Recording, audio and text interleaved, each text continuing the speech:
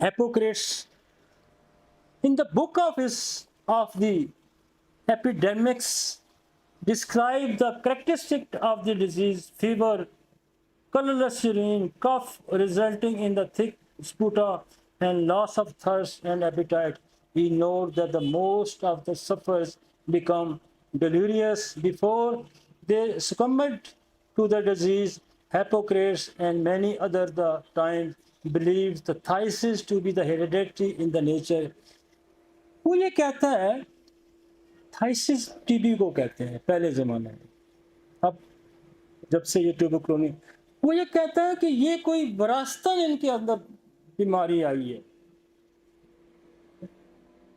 ये जो बैक्टीरिया है इसको पकड़ने का वो कहता है कि ये इनहेरिटेड विरासतन इसके अंदर आई है।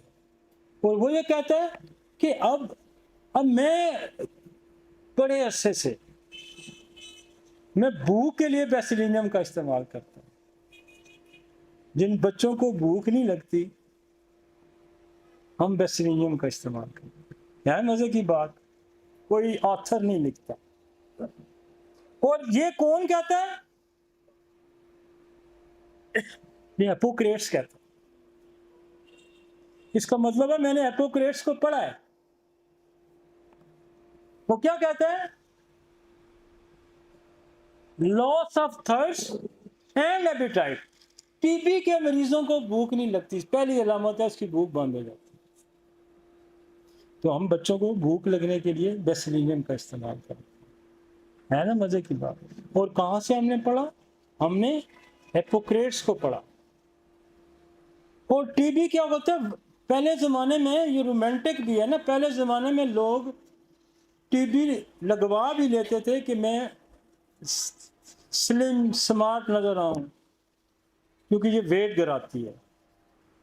तो जिनके वेट गिरते हैं उनको भी हम बेसिलिनियम का इस्तेमाल समझिए, फरबा करते हैं।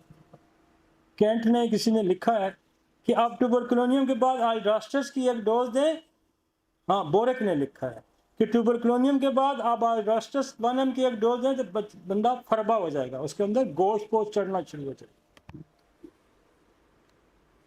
मैं कहाँ से ट्यूबरकुलोनियम को पकड़ूंगा, मैं कहाँ का छोड़ूंगा कि इसके अंदर इतनी चीजें पाई जाती हैं